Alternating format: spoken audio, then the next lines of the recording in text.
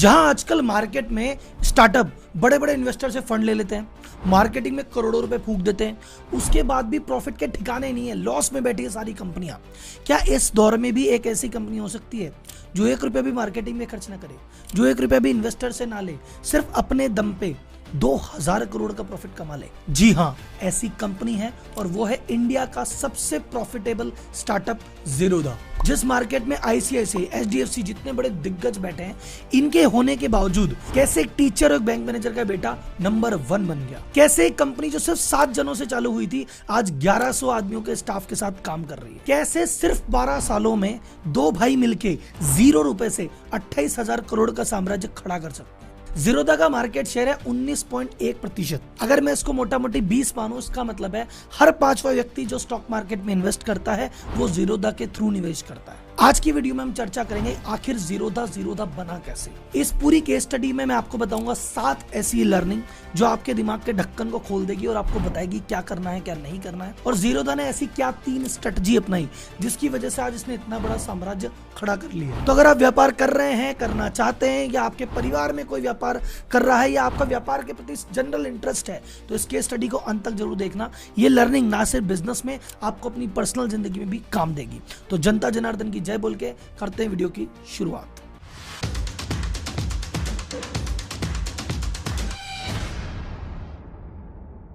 कहानी की शुरुआत होती है ज़ीरोधा के फाउंडर नितिन कामत से।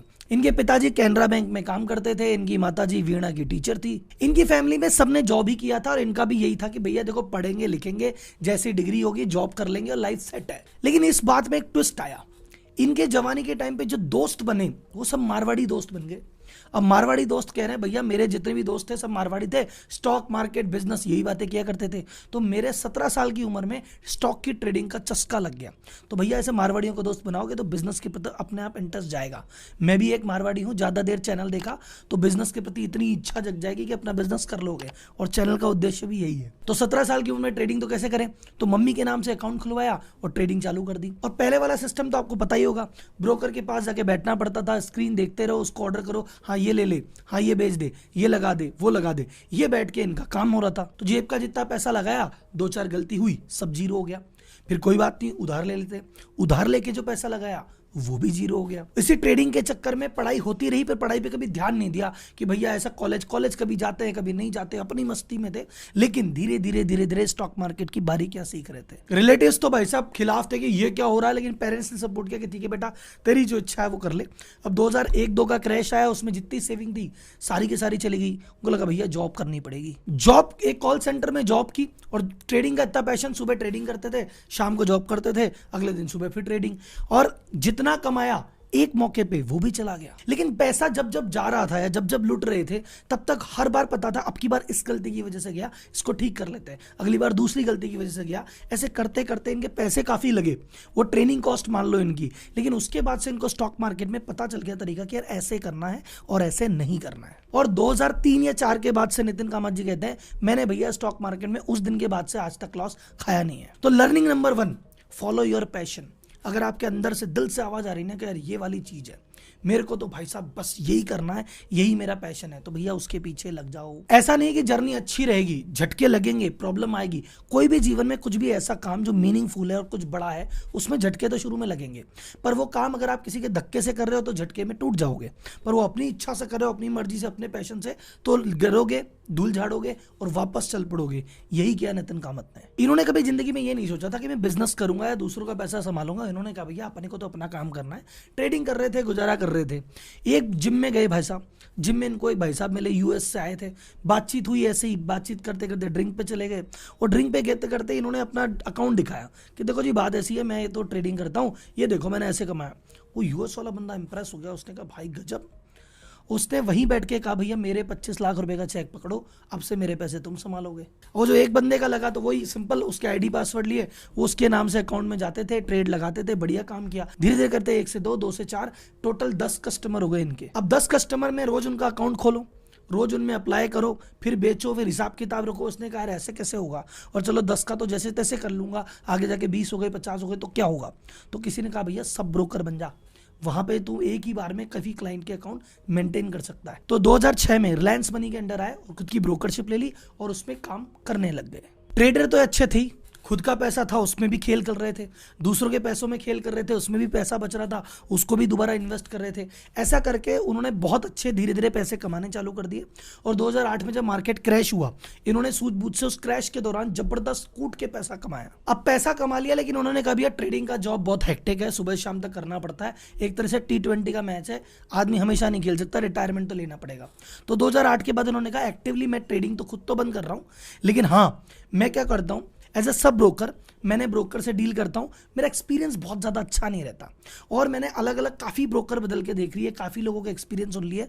मुझे लगता है कि ब्रोकर्स की हेल्प करने के लिए कुछ प्रोडक्ट बनाना चाहिए, कोई चीज़ बनानी चाहिए, ये इनके दिमाग में विचार आया। और ये रिस्क इन्होंने बड़ा कैलकुलेट लिया। ट्रेडर आदमी है, उन्होंने कहा भैया देखो अपन ने क्या है, रिस्क ये कहा कि एक नया चीज़ बना के देखते हैं, अगर चल गई तो मजा आ जाएगा, नहीं भी चली तो अपने इतने क्लाइंट तो है ही, रिलायंस मनी के अंडर कर रहे हैं, ये इसके अंडर कर लेंगे, नुकसान तो कुछ है ही नहीं। सेकंड ऑप्शन तो है ही लर्निंग। यहां से क्या मिलती है, लर्निंग नंबर 2।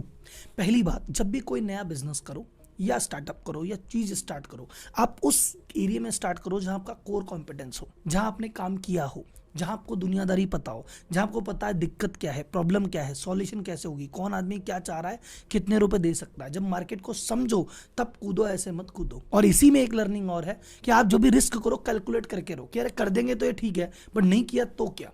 ऐसा वाला नहीं कर सकते देखो कर दे आर या पार, या तो होगी नहीं तो बर्बाद हो जाएंगे, ऐसे करने से कुछ नहीं होता। तो एक बार सोच ली इन्होंने कि यार खुद का बिजनेस स्टार्ट करेंगे, तो भैया इन्होंने भी एक जैसे स्टार्टअप करते हैं इन्होंने भी किया, जाके फंडिंग मांगने गए। पर उस समय जहां 2008 का क्राइसिस, जहां बड़े बड़े लोग स्टॉक मार्केट से दूर भाग रहे हैं, बड़ी बड़ी ब्रोकरेज एजेंसियां बंद हो रही है, वो कह रहे हैं उस समय पे एक नए आदमी को मौका कैसे दे, तो किसी भी व्यक्ति ने इनको फंड नहीं दिया। और जब फंड नहीं दिया तो मजबूरी हो गई कि यार खुद के पास जो पैसा है उसी से काम चालू करना पड़ेगा, क्या करें, मजबूरी है। और यही मजबूरी इनके लिए आगे जाके वरदान साबित हो गई। और ये आज भी कहते हैं कि यार अगर उस समय हमने किसी बंदे से फंड ले लिया होता तो हमारे पीछे पड़ता ऐसे करो वैसे करो और हमारी इंडिपेंडेंस चली जाती। अब कम से कम हमको फंड नहीं मिला, हमारा पैसा हमारी इच्छा, हमको कोई जल्दीबाजी नहीं है, आराम आराम से करते रहे, शायद इसीलिए नंबर 1 है। तो 2010 में इन्होंने कंपनी की शुरुआत की जीरोधा। जीरोधा बना है जीरो रोधा, रोध मतलब किसी भी प्रकार की रिस्ट्रिक्शन या रुकावट, इन्होंने कहा कोई रुकावट नहीं, जीरो रुकावट, तो जीरोधा नाम से इन्होंने कंपनी चालू की। अच्छा कंपनी चालू की इन्होंने 3 इनोवेशन किए। इनोवेशन क्या मतलब कुछ हटके। उस समय सब ऑफलाइन काम किया करते थे, ऑनलाइन सबके प्लेटफॉर्म थे, सारी चीजें थी, लेकिन काम मोस्टली सब ऑफलाइन ही किया करते थे। इन्होंने कहा नहीं मैं 100% ऑनलाइन ही काम करूंगा। दूसरा इनोवेशन था कि सब लोग जो चार्जेस लेते थे वो परसेंटेज करके लेते थे। जैसे फॉर एग्जांपल कोई 1000 रुपए का माल खरीद रहा है, 1000 रुपए का स्टॉक खरीद रहा है तो उस पर वैसा कमीशन, और कोई 10,000 का खरीद रहा है तो उस पर वैसा कमीशन। तो जैसे जैसे अमाउंट बढ़ता जाएगा उस ट्रेड पे आपका चाहे प्रॉफिट हो चाहे नुकसान हो, ब्रोकर तो हमेशा कमा के जाएगा क्योंकि उसका परसेंटेज तो फिक्स है। इसने कहा यार ये वाली चीज मेरे को ठीक नहीं लगती, मैं परसेंटेज जो फिक्स करूंगा अमाउंट पे फिक्स नहीं करता, मैं तो तुमसे पर ट्रांजेक्शन के पैसे लूंगा, 20 रुपए पर ट्रांजेक्शन ले रहा हूं मैं तो भैया। बात ऐसी है तुम चाहे 1000 का लगा दो चाहे 1 करोड़ का लगा दो, मेरे फर्क नहीं पड़ता, मैं तो बस 20 ही रुपए लूंगा। जब उन्होंने ये चीज प्लान की तो जो कई लोग हैं करोड़ों रुपए का ट्रांजेक्शन करते थे और उनके लाखों रुपए इस चीज में जाते थे, उन्होंने कहा नहीं भैया जीरोधा के पास चलो। और तीसरा ट्रांसपेरेंसी। उस समय क्या ब्रोकिंग सिस्टम ऐसा था कि भाई इस चीज के इतने चार्ज लगेंगे, उस चीज के चार्ज इतने लगेंगे, अगर ये हो गया तो वो हो जाएगा, वो हो गया तो ये हो जाएगा, इसमें इस दिन में ये होगा। इतने सारे नियम कायदे थे कि जैसे क्रिकेट में डकवर्थ लॉस नियम होता है ना कि पता नहीं क्या ही निकाल के लाएंगे, वैसा ही ब्रोकिंग सिस्टम था कि पता नहीं किस चीज पे कितना कमीशन लगा देंगे पता ही नहीं। तो जीरोधा ने कहा टेंशन मतलब हम ट्रांसपेरेंसी देते हैं, हमारे पास जैसे ट्रेड लगाओगे हमारे पास एक जीरोधा कैलकुलेटर है, तुम क्या खरीद रहे हो, किस पे खरीद रहे हो, किस पे बेच रहे हो, जैसे ही डालोगे वो बता देगा तुम्हारे कितने चार्ज लगेंगे, ताकि तुम मेंटली प्रिपेयर होगे कि तुम्हारे पास हिडन चार्ज नहीं लग रहा। तो जब मार्केट में उन्होंने ये तीनों यूनिक चीजें चालू की तो ट्रैक्शन बना और लोग इनकी तरफ आकर्षित हुए। और इसी आकर्षण पे अपन लेके आते हैं लर्निंग नंबर 3। जब भी कोई बिजनेस चालू करो, स्टार्टअप चालू करो, कुछ ये मत सोचो कि हाँ दुनिया कर रही, चाचा जी कर रहे हैं मैं भी कर लेता हूँ, ताऊ जी कर रहे हैं मैं भी कर लेता हूँ। मार्केट को स्टडी करो, उस मार्केट में करंट में क्या कमियां हैं या तो उसको सुधारो, या जो हो रहा है या तो उसको बेहतर करो या उससे कुछ हटके करो, तब तो आपका बिजनेस होगा सफल। और आपने कहा जो 10 जने कर रहे हैं मैं भी वही दुकान, सब जने आलू बेच रहे हैं मैं भी आलू लेके बैठ जाता हूं, तो फिर भाई सब वो कंपटीशन का है, फिर एवरेज सब कुछ होगा। जो बेस्ट वाला काम तभी होता है जब आप एक यूएसपी लेके मार्केट में एंटर करते हो। 3 लर्निंग के बाद अब आती है स्ट्रेटजी नंबर 1। अब इसको स्ट्रेटजी बोलो या मजबूरी बोलो, पर इसकी वजह से ही आज की डेट में जीरोधा है। तो जब ये फंडिंग मांगने गए, फंडिंग इनको कहीं से मिली नहीं। इन्होंने कहा यार जेब के पैसे से काम करना पड़ेगा। तो जब जेब के पैसे से आदमी काम करता है तो आदमी अपने आप ही समझदार हो जाता है। तो मार्केटिंग पे जो बाकी कंपनियां अंधा खर्चा करती थी, इन्होंने नहीं किया। इन्होंने कहा यार भैया ऐसा है, मार्केटिंग पे करोड़ों रुपए खर्च कर देंगे और अगर ग्राहक नहीं आए तो फिर तो हम गए, और अगर ग्राहक एक बार ही आए और बार बार नहीं आए फिर तो भैया कौन बचाएगा। तो इन्होंने सिंपल से कहा कि भैया देखो ऐसा हमसे फ्री ज्यादा एक्सपेक्ट मत करो, हम तो अकाउंट खोलने के भी 200 रुपए लेंगे, और भैया तुम साल में हमारे साथ जो काम करोगे उसकी साल की मेंटेनेंस फीस के भी 300 रुपए लेंगे तुमसे, भैया ये वाला खर्चा तो हम लेंगे ही लेंगे। तो इन्होंने अपने कस्टमर जब भी एक्वायर किए उनसे पैसा कमाया, ना कि खर्चा किया। बाकी आज की डेट में जो बाकी ब्रोकिंग फर्म जो ऑनलाइन काम कर रही है वो स्टार्टअप है, उन्होंने मोटा पैसा उठाया हुआ है, उनके पास मार्केटिंग का मोटा बजट है, तो वो ये अकाउंट खुलवाने के भैया रेफरल बोनस बांट रही है, कोई अलग से पैसे दे रही है, कैशबैक दे रही है। वो कह रही है account opening charges 0, maintenance charges 0। वो कह रहे हैं एक बार जैसे तैसे कस्टमर आ जाए, पैसे बाद में कमा लेंगे। उनको कस्टमर एक्वायर करने के पैसे लग रहे हैं, जीरोधा कस्टमर एक्वायर करके पैसे कमा रहा है। ये इतना बड़ा डिफरेंस है जिसकी वजह से जीरोधा प्रॉफिट में है और बाकी कंपनियां स्ट्रगल कर रही है प्रॉफिट की शक्ल देखने के लिए। अब ये स्ट्रेटजी थी या मजबूरी, लेकिन इसका रिजल्ट बहुत बढ़िया गया। क्यों? क्योंकि जो कंपनियां फ्री रेफरल दे रही है, बोनस दे रही है, डिस्काउंट दे रही है, उसके पास कस्टमर भी वैसे आ रहे हैं, स्कूल कॉलेज के स्टूडेंट, 10-15 हजार की जॉब करने वाले, जो आ तो गए लेकिन ज्यादा कुछ करेंगे नहीं। और जो पैसे दे के आ रहे हैं जीरोधा के पास, वो सारे सीरियस लोग, बड़े बिजनेसमैन, बड़ी जॉब वाले आ रहे हैं जो कि टर्नओवर बहुत मोटा उनके साथ कर रहे हैं। तो आप बोलोगे सर अगर इन्होंने मार्केटिंग में पैसा नहीं लगाया तो कैसे काम किया? ये जब खुद ट्रेडिंग किया करते थे तो बहुत सारे अलग अलग ग्रुप के पार्ट थे। जैसे आज तो व्हाट्सएप ग्रुप है, पहले व्हाट्सएप ग्रुप नहीं था, पहले याहू मैसेंजर ग्रुप हुआ करते थे। तो बहुत सारे ग्रुप का ये पार्ट था। इनके पास 5000 से ज्यादा मोबाइल नंबर का डेटा था। तो इन्होंने उन नंबर पे मैसेज भेजना चालू किया, और कॉल सेंटर में इन्होंने 3.5 साल काम किया है, तो उनको कॉलिंग का भी अनुभव है। तो नितिन जी खुद अपने सचिन नाम, एक झूठा नाम बोल के खुद ही कॉल किया करते थे, खुद ही मैसेज किया करते थे, और एक एक करके कस्टमर को कन्विंस किया और अपने प्लेटफॉर्म पे लेके आए। मार्केटिंग पे 1 रुपया खर्च नहीं किया, और ऐसा करते करते 1 साल में 1000 क्लाइंट इन्होंने डेवलप कर लिए। वैसे 1000 क्लाइंट बड़ी बात नहीं है, लेकिन उस समय आप सोचो अकाउंट खोलने के लिए 25 पेज का एक डॉक्यूमेंट होता था, उसमें 40 साइन करने पड़ते थे। उसके अलावा पैन कार्ड, आधार कार्ड, ये सारी कॉपियां लगा के ब्रोकर को देना पड़ता था, तब जाके खाता खुलता था। तो इतनी डिफिकल्ट प्रोसेस होने के बावजूद भी धीरे धीरे करते करते ये 1000 का आंकड़ा इन्होंने पहले ही साल में टच कर लिया। अब आती है स्ट्रेटजी नंबर 2। इन्होंने कहा देखो हमारी स्ट्रेटजी क्या है, हम कम पैसे चार्ज करते हैं, तो वो तो कल सामने वाला भी कर लेगा। ये दूसरी स्ट्रेटजी, हम ट्रांसपेरेंट है, चलो सामने वाला भी हो जाएगा। ये यूएसपी तो है पर इतनी मजबूत नहीं है ना कि कॉपी नहीं हो सकती, कल को कोई भी कॉपी कर लेगा। तो हमें कुछ ऐसी चीज करनी है जो कि हर कोई कॉपी नहीं कर पा रहा है। उन्होंने कहा भैया हमको टेक्नोलॉजिकली सुपीरियर जाना पड़ेगा। तो पहले तो ये एनएससी का एक दिया हुआ प्लेटफॉर्म था नाउ, उसको काम में लेते थे, पर उन्होंने कहा इस प्लेटफॉर्म पे है ना कस्टमाइजेशन की तो सुविधा ही नहीं है। दूसरी बात ये एनएससी पे चलता है, बीएससी पे तो चलता ही नहीं है, और बीएससी ने इधर फॉरेक्स, एफ&ओ बहुत लॉन्च कर दिया। तो इन्होंने कहा यार भैया नए प्लेटफॉर्म पे काम करना पड़ेगा। इन्होंने उस कंपनी से संपर्क किया जिसने नाउ बनाया था और जो स्टॉक मार्केट में रिलेटेड बढ़िया काम कर रही थी। ऐसी कंपनी से करके एक बेसिक सॉफ्टवेयर बनाया जिसका नाम था जीरोधा ट्रेडर। ये डाउनलोड हो सकता था, इस पे आप काम कर सकते थे। और ZM जीरोधा मोबाइल करके भी एक ऐप लॉन्च किया जिसके जरिए आप काम उसमें कर सकते थे। ये बाकी सबके कंपैरिजन में इनोवेशन था, बेस्ट काम था, लेकिन अभी भी नंबर 1 चीज होनी बाकी थी। और वो चीज इनको तब मिली जब 2013 में ये संपर्क में आए कैलाश नादगे। कैलाश नाथ जी जो थे आर्टिफिशियल इंटेलिजेंस में और कोडिंग में उनका बहुत तगड़ा हाथ था, और इनिशियली ये इनसे किसी इन्वेस्टमेंट के सिलसिले में मिले थे, पर वो इन्वेस्टमेंट गो थ्रू नहीं पाई। कैलाश जी से उन्होंने बात की, कैलाश ने कहा अपन दोनों मिलकर जीरोधा में टेक्निकली इसको सुपीरियर चीज बनाते हैं। और कैलाश नाथ जी जब एंटर हुए कंपनी में और CTO बने, उसके बाद से जीरोधा का भाग्य असली में खुले थे। और 2015 में उनकी प्रयासों से 30 जनों की पूरी टीम लगी, और 30 जनों की टीम ने 2 साल तक लग के, जिसको आप, मैं और सब लोग काइट के नाम से जानते हैं। और ये काइट प्लेटफॉर्म बाकी सबकी तुलना में एकदम डिफरेंट, एकदम यूजर फ्रेंडली और एकदम आसान था, और इसने रातों रात सफलता की सीढ़ी चढ़ गई। अब हमारी आती है लर्निंग नंबर 4। वो क्या है लर्निंग साहब? आज बिजनेस अब टेक हो रहा है। अब एजुकेशन इंडस्ट्री नहीं है, अब एडटेक इंडस्ट्री है। अब फाइनेंस इंडस्ट्री नहीं है, अब फिनटेक इंडस्ट्री है। तो आप कोई सा भी बिजनेस कर रहे हो, चाहे आप किराने की दुकान पे भी माल बेच रहे हो, आपको टेक की सहायता लेनी पड़ेगी।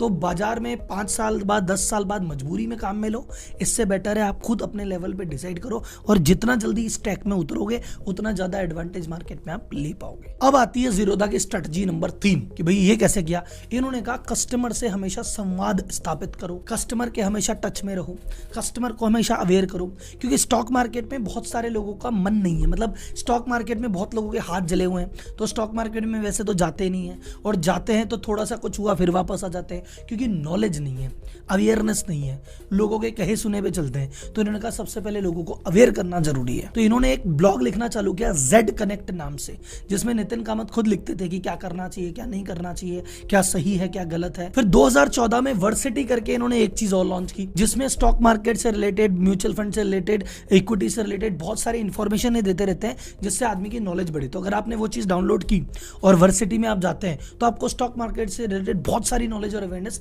फ्री में मिलने लग जाएगी। फिर एक और चीज, जब ये काइट प्लेटफॉर्म बना रहे थे, नॉर्मली क्या है, जैसे आप पेटीएम का प्लेटफॉर्म देखो, पेटीएम जब आप खोलोगे कितने सारे ऑप्शन है, ब्लॉग बने हुए हैं, ये भी कर लो वो भी कर लो, एकदम भरा भरा सा लगता है। इन्होंने कहा यार ऐसे भरे भरे की ट्रेडर को जरूरत ही नहीं है, जितना कम चीजें होगी उतनी बढ़िया लगेगी। तो इन्होंने कहा जैसे याहू को आप खोलोगे तो याहू भरा भरा लगता है, पर गूगल एकदम साफ सुथरा है, तो लोगों को गूगल काम करने में मजा आता है। तो मेरे को याहू वाला नहीं, गूगल जैसा सिस्टम चाहिए। तो काइट वाला प्लेटफॉर्म एकदम यूजर फ्रेंडली, जो बार बार काम आने वाले ऑप्शन है उनको मेन जगह रख लिया, जो नहीं काम आने वाले उनको छुपा दिया, भाई जरूरत है तो देख लेना।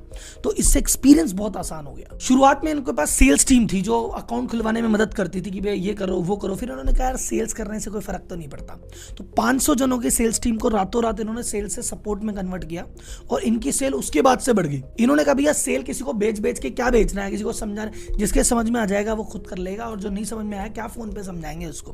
तो बोले तुम तो अगर हमारे पास आना चाहते हो और कोई दिक्कत आ रही है तो सपोर्ट पे करो। उनका सपोर्ट रातों रात सुधर गया, और वर्ड ऑफ माउथ से इनके पास कस्टमर बहुत सारे बढ़ गए बिना सेल्स टीम के होते हुए भी। एक और सपोर्ट मिला 2016 में, जब भाई साहब डीमोनेटाइजेशन हुआ, जब सरकार ने आधार को थोड़ा पुश किया, डिजिटल को थोड़ा पुश किया, तो ये जो 25 पेज के डॉक्यूमेंट थे ना, वो सारे काम डीमेट में चला गया, आसान चला गया, ऑनलाइन हो गया।